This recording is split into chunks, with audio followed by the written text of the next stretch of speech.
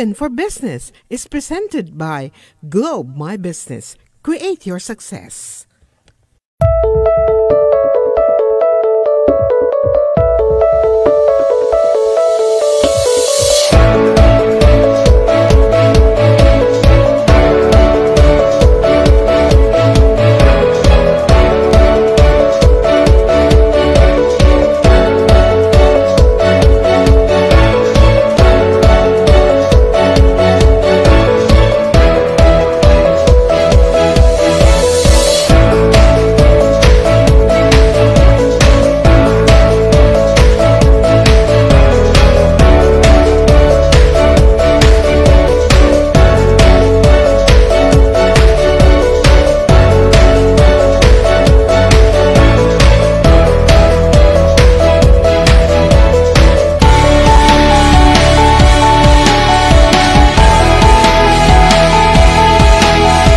We are open for business, and we are here with Mr. Jose Magsaysay Jr., the President and CEO of Potato Corner International. Thank you for coming to the show. Thank you, Cesar, for inviting me. We have a very exciting topic this afternoon, Sir Jomag. We call it the Filipino brand's journey to the international market. Right. We know for a fact that there's a few of the Filipino brands who are there already making waves in the international market, and we are one of those businessmen who were recognized for bringing the Filipino brand to the international market, and we are interested to know your journey to that. But my first question is, did you really plan to develop a Filipino brand and sell it abroad? Well, Cesar, we definitely did not plan on this. Okay. We started Potato Corner in 1992. Mm-hmm. And when we started Potato Corner in 1992, it was just because me and my partners wanted to buy a cell phone because one of our friends had a cell phone. And in 1992, cell phones were so expensive. What's the relation between a cell phone and potatoes, sir? The extra income. So I was working for a fast food company, and I didn't have enough money to buy a cell phone, and I didn't even own a car. So my dream and my partner's dream were, maybe let's put up a business and earn something. So what happened was, we together, four of us, were able to launch Potato Corner in 1992. And then in the first month of our operations, it paid back. Imagine, our capital was 150,000 pesos. And in 1 month, we earned everything back.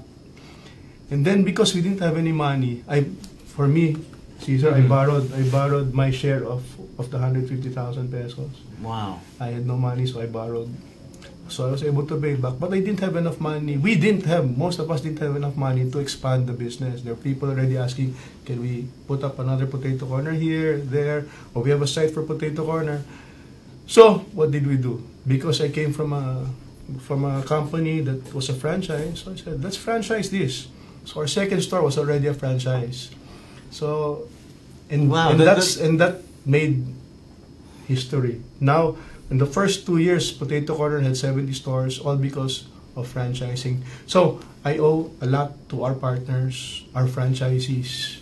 Mm-hmm. So, yeah, it's like something. It happened. What's the term there? Serendipitously. Right. So, but I'm sure in the process, how did you finally realize that something that brand is franchisable? Well, almost everything is franchisable. Mm-hmm. And then I asked, Cesar, I get asked that question a lot of times.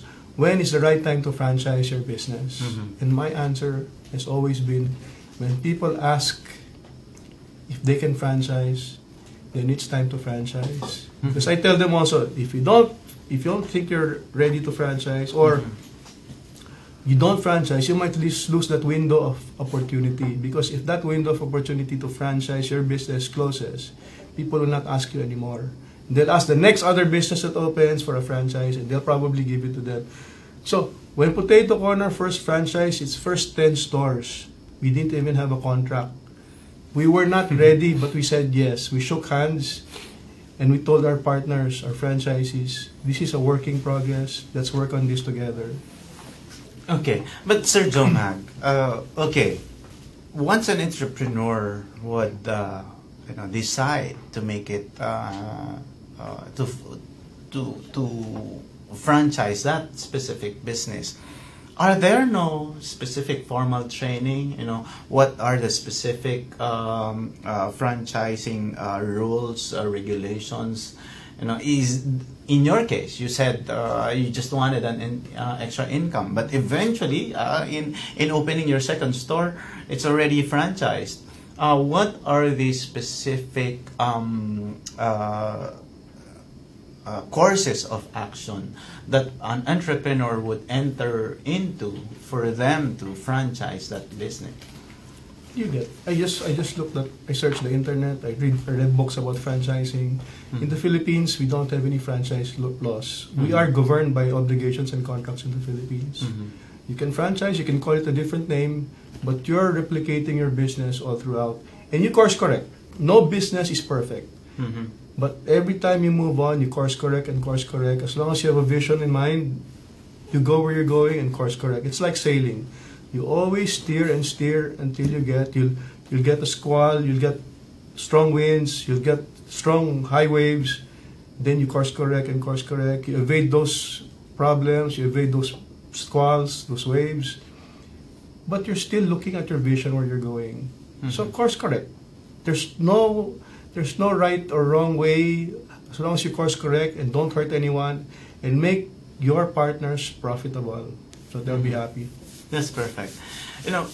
Reading your story, Sir Jomag, I can dub you now as the king of kiosks, or the kiosk king, because I read in one of the articles that you try to maintain focus on what you are, who you are, and that is providing kiosks rather than developing them into a restaurant format. How important is focus and keeping to your vision in your brand of entrepreneurship?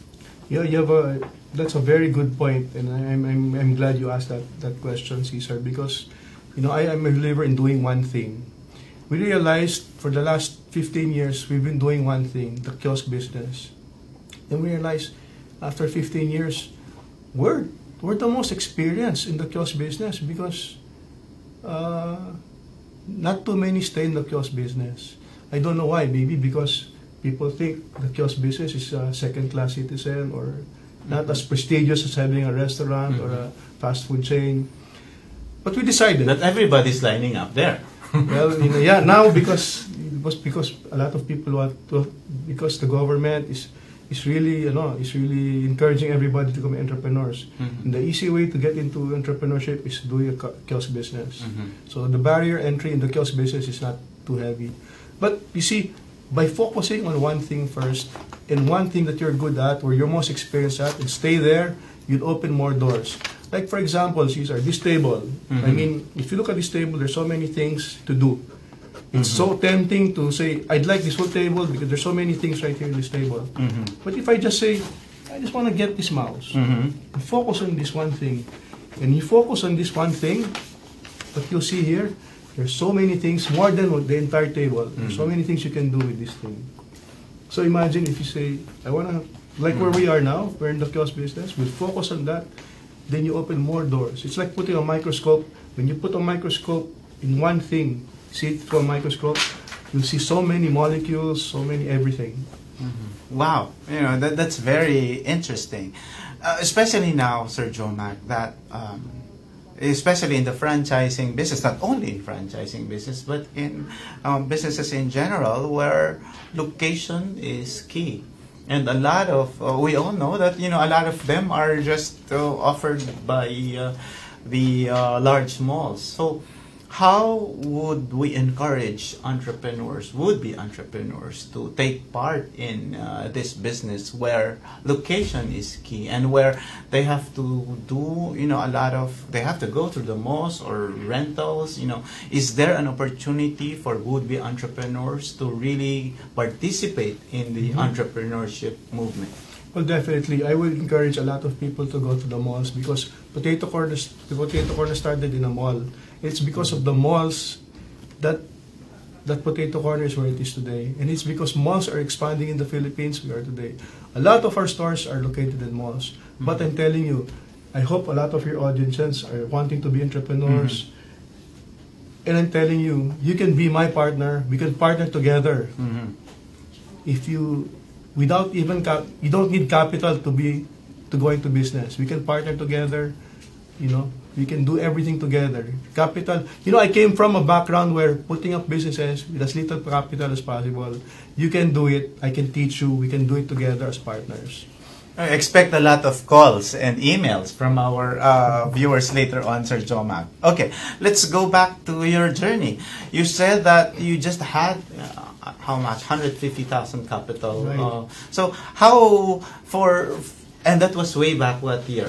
1992. 1992. But for entrepreneurs now, do you think that capital or there is a need for would-be entrepreneurs to generate that amount, or can they be involved in a business with a lesser than that capital that you started with? Cesar, I'm telling you, you guys can be entrepreneurs with even no capital at all. People don't realize human capital is already capital in itself. Wow. Human capital is already a human capital is so important, and that's what I'm looking for every time I go into business. I'm telling you, I don't have a business, I don't have partners. I work with partners. All the things I do are with partners. It's very important. People think I'm the only one who started Potato Corner. No, I had partners. And because I had partners who took care of other parts of the business, accounting and finance, someone concentrated in marketing, someone concentrated on logistics. Because I had partners, we were able to grow Potato Corner together. Imagine how difficult it is to go into business by yourself. It's so hard. But if you had partners, you can help. So, human capital is very important. When I look for a partner, I look at the potential of that partner running the business for us. I put a lot of investment on partners. In fact, the partners I have, Cesar, I let them study Masters of Entrepreneurship so that we talk on the same page. So I help level up my partners. That's interesting. Speaking of that kind of education, you were just awarded by the Asian Institute of Management with the highest award, I think, on entrepreneurship, and being an alumni of that school. But my question is, what is it like to be able to develop a Filipino brand, knowing that there's a lot in the competition? Like, for example, in your case, I even read somewhere that you were like selling ice to Eskimos because you were offering, fries in the United States. So how would an entrepreneur come up with that competitive edge, or developing that unique selling proposition to ensure that you have a different differentiation in the market? Well, we'll go back to the focusing on one thing. If you focus on one thing and one thing only, what will happen is you will put all your IQ, all your brain power, all your energy in that one thing. Because it's like when you're, for example, I read an article before, when you're driving, when you're not doing anything but driving, 100% of your IQ is on driving. You're looking at the road, you focus. So everything is about driving. The moment you pick up your phone and start texting, 50% of your IQ is already on the phone. 50% of your IQ drops 50% driving already. So that's the way it is in business also. If you focus 100% on one thing, your business, that will grow. And that's what we did. We took care of the business only, and it sold itself. I didn't have to say, can you buy Potato Corner America? Australia, can you buy Potato Corner? Cambodia, Panama, Indonesia, can you buy potato corner? They went to us because we took care of the brand here. Because we focused on our business. You know, for example, you mentioned a while ago, it's like selling ice to Eskimos. That's true. When we were entering the U.S., somebody from IS who studied here wanted to bring potato corner in the U.S. because they're there in the U.S. already. So then I asked the marketing guru in the U.S., should I bring potato corner to the U.S.? And then the marketing guru said, I don't think it'll work, Joe, because it's like selling ice to Eskimos.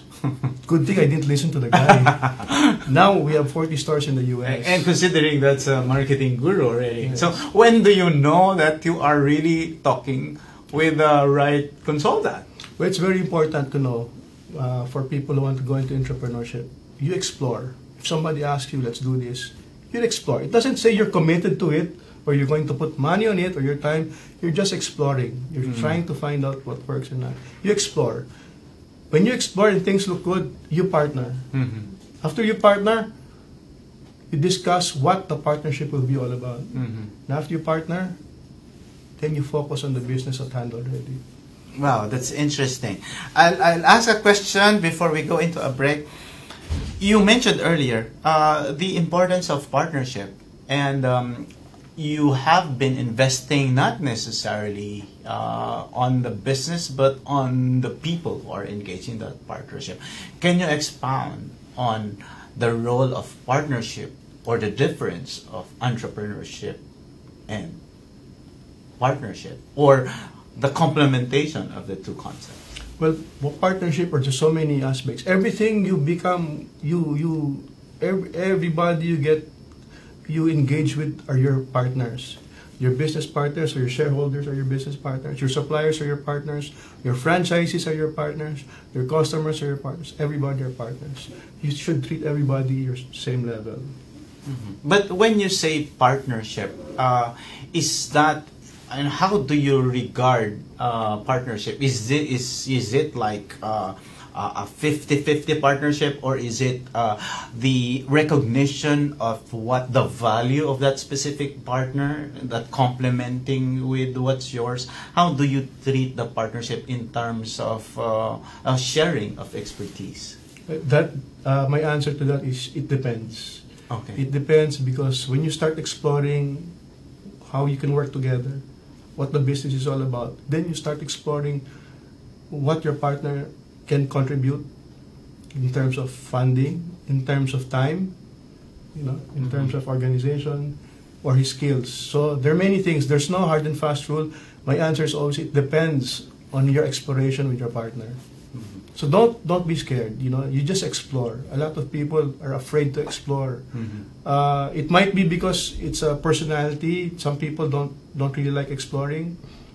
But entrepreneurship is about exploring.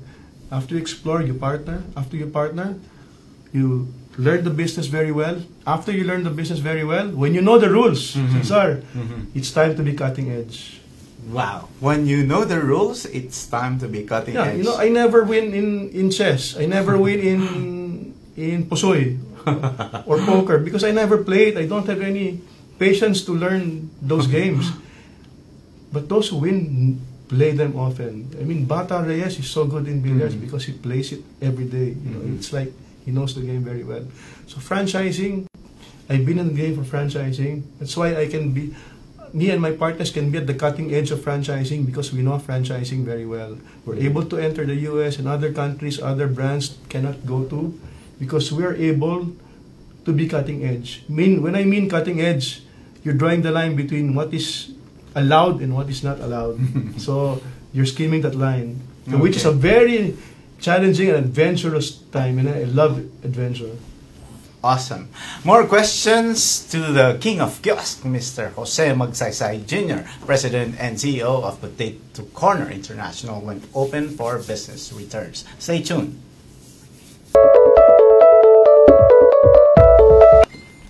Open for Business is back, and with me is the King of Kiosk, Mr. Jose Magsaysay Jr., the President and CEO of Potato Corner International. Sir Joe Mag, One of the very interesting attributes that you have, based on what people say, is that you're very quick in making decisions and taking calculated risks. So, how important is being a risk taker in entrepreneurship and making quick decisions? I think being decisive is everything.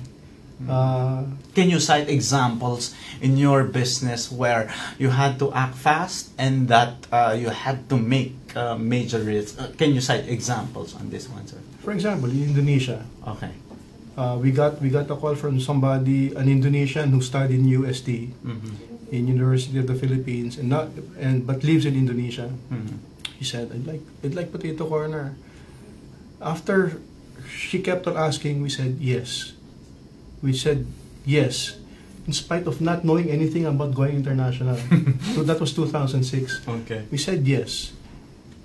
We were never ready, but we said yes. That was a decisive. That was a decision right away there, even if you were not ready. But what did we do? We course corrected.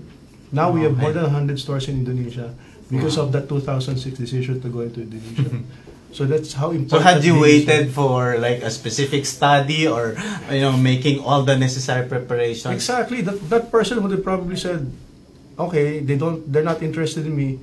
It's very important that you treat somebody very important. Like you're the only one they're talking to. That's how important having a partner is. Okay. Wow. Interesting. Now, sir, going back to our topic, we know that there are a lot of Filipino brands, especially now, who wanted to tap the international market. What should be the attributes of that brand? How do we ensure that when we develop a brand and from the Philippines, it will also click in other parts of the world? As I mentioned in my intro earlier, there's a language barrier, there are cultural barriers, and there's different laws abroad. So, in your experience, what should be in that brand that should be present so that these businesses can develop that concept and offer it as a commodity in their respective countries? Sometimes it's your partner abroad who will want to bring the brand abroad. That matters because they know the market. They know if your product, your brand will work, or your service will work in their country. So if you're doing everything the right way in the Philippines, or you already know exactly what your business is, you can answer any question about your business. And then when they ask you, it's like watching Shark Tank. If you notice in Shark Tank, when the sharks ask the entrepreneur or the guy pitching the business, and the sharks think that they cannot answer exactly what their questions are. They don't know the business exactly they don't know the numbers. What do the sharks do? They say no, goodbye. So you as a business owner, as an entrepreneur who's looking to go abroad, must know your business inside and out. And that the one who will determine if your brand can be in their country will be the entrepreneur who's asking for your brand to be in their country. But do you also scout specific countries? Like, do you explore countries all over the world and study these markets? Because of course, a lot of them would try to call you, but is there an effort to really look at these markets in different parts of the world? Well, we ask our partner who's applying for a country to make a presentation on the demographics of the country, to do a market study, a business development study of their markets. And also, another thing that you should want to do, that you should do, is ask our Philippine government, the consulate, to help you find your partner, to help you move around the country, because they know already, they can help you. Yeah, speaking of the support of government, sir, so Jomag, are there specific efforts of the government that would be entrepreneurs or existing entrepreneurs and want to tap that expertise, that government support? What specific projects of the government should be maximized by Filipino entrepreneurs, especially the ones who want to put their brands abroad? The Department of Trade and Industry is always there out to help. They have a department called PTIC who helps outside the country. So you tap them. You tap our consulates also for advice. Now, sir, going back to the Filipino brand again, is there like feedback or comment from different consumers or your partners that it is a Filipino brand, or do you somehow put in the Filipino taste or brand in your specific product? For Potato Corner, we localize. In fact, our global supply chain is not based solely on the Philippines. We source everywhere, everywhere we can, and then we localize the taste also. For example, the taste sometimes differs, or we have other flavors that will fit, that's good for the market. For example, for Indonesia, we have a very spicy flavor in Indonesia because people love spices in Indonesia. So that's a very, very important input. So you don't necessarily develop that brand based on the original concept, but try to localize it depending on your market. Well, we do that. I think I'm looking at. I see other brands who've said, who came to the Philippines, and some other Filipino brands have gone about to say, no, this is how we do it in the Philippines, or this is how we do it in the US. We should do it exactly when you put it in the Philippines. And I think it doesn't work that way. I think there's some way to localize some of the products, some of the strategies, and some of the branding and marketing. Yeah, because I remember, you were telling about localizing the taste. I remember eating a brand somewhere in Hong Kong. I will not tell the brand, but I said, "Oh, this tastes better here than back home," when in fact it's a Filipino brand. So I said I had to even email my contacts with that, and then I said, "Wow, it tastes better here." That's why every time I go in that country, I look for it. Okay, so what about the challenges, Sir Jomac? I mentioned about the different laws and cultures. What are the major challenges that you have encountered in bringing the Filipino brand to the international market? Well, you mentioned about different policies, different franchise rules in every country. So you get a good lawyer, you get a good franchise consultant, and they will help you. Wow, interesting. Now, sir, you mentioned earlier that you really invest in dealing with people, with your partners. What is it? What's the importance of mentorship to you? Because right now, I see that you have and read that you have exposed yourself to many companies, not only with the company that you are heading now, but you are involved in a lot of other partnerships. Is this the kind of business vision that you have on a personal level, that you want to pursue this advocacy? And where is your inspiration coming from? Is it giving back to the community, or is it building a bigger empire, and you want to use these partnerships to create probably a conglomerate of from various industries? Because with the many awards and recognition that you get, I feel that you are just beginning and you have more to do and share. Well, I had a lot of self-reflection. I had 5 brain surgeries already. Oh my goodness. My last brain surgery was last year, March of last year. So I hope I don't have any more brain surgeries. Then I started reflecting because of those times that I had to rest, and And then I realized that, you know, I've been giving a break all my life. My partners in Potato Corner who asked me to join them, that was a break. My boss in Wendy's Philippines who gave me a break. My family, my friends. There's so many people that have been giving me a break. Giving also our company a break, giving Potato Corner a break. And I realized we're always franchising, and that's a way of giving. And that is, my core is about giving. And then I just want to return all the breaks that have been given to me. So I'm trying to give a break to people who I think deserve, especially those who are PhD, poor, hungry, and desperate. Okay, I like that. So you know, they need help. You know, some people need a break, and then, you know, if we can explore together, and then, you know, I think you're a good human capital. Maybe we can work together. Okay, that's perfect. Before we ask a few more of the questions, because we're running out of time, we'd like to greet Lito Bayang, who's watching from Saudi Arabia. Hi, Lito. Redentor Du, watching from Antipolo City. Ray's a partner. Okay, perfect. Jesse Javier, watching from Galway, Ireland. I hope I pronounced it right. From the local of Limerick. Okay.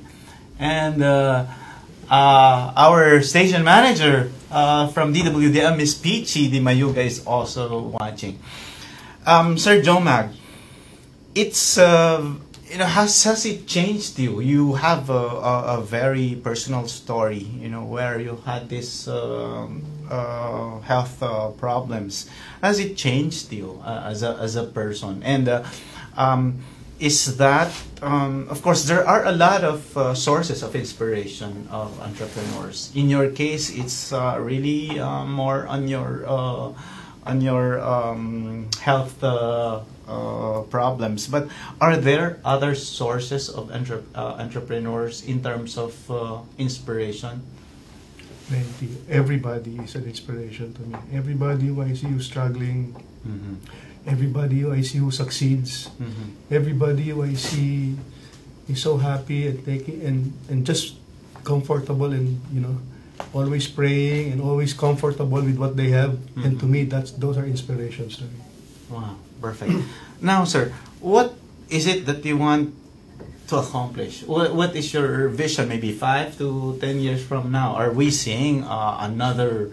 Are we finally seeing, like, you would finally decide to, okay, I'm done with the kiosk business, I will venture into another arena?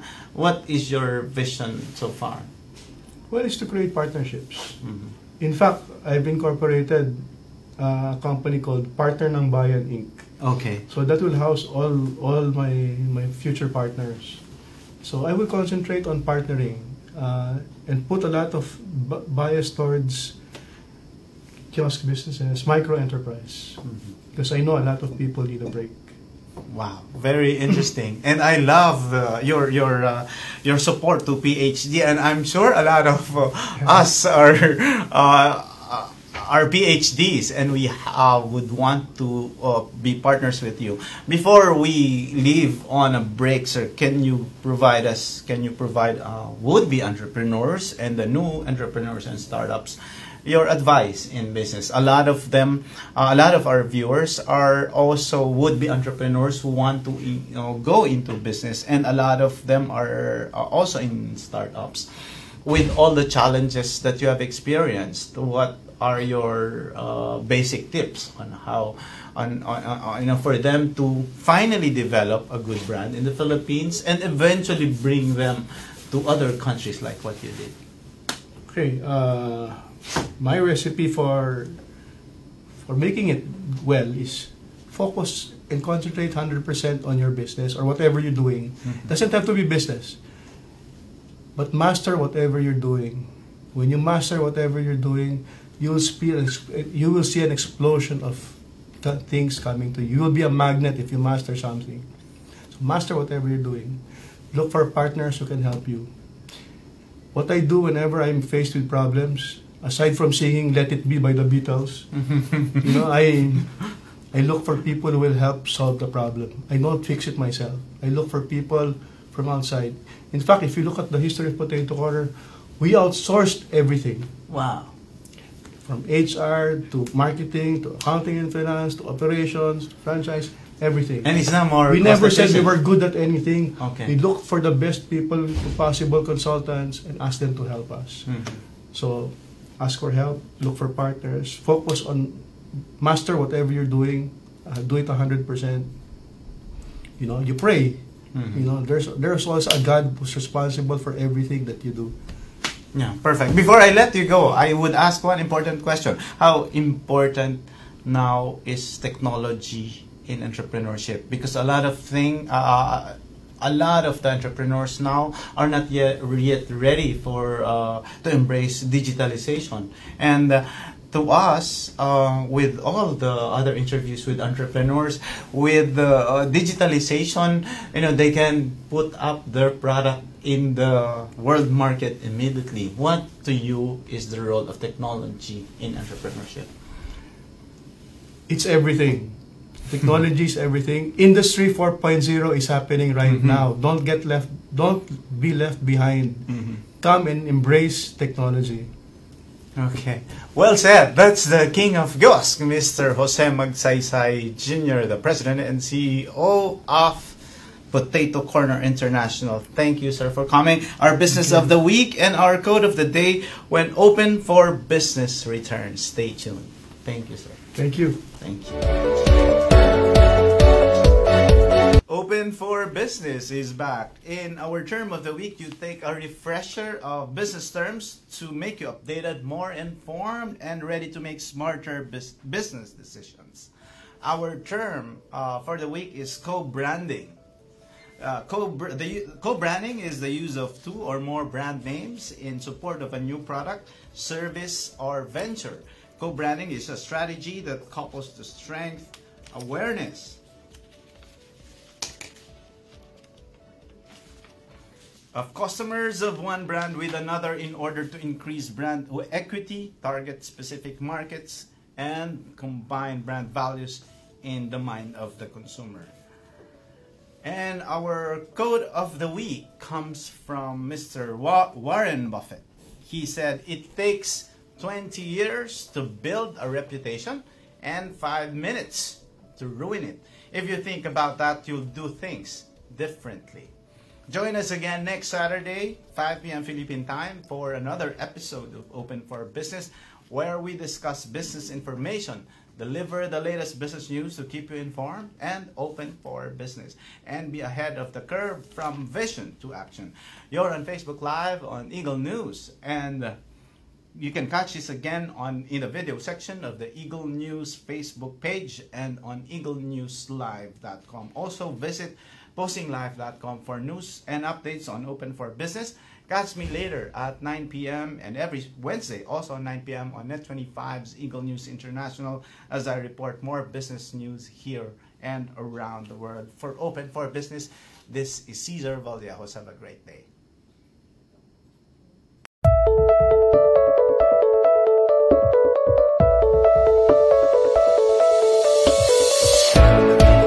Open for Business was presented by Eagle Broadcasting Corporation and Globe My Business. Create your success.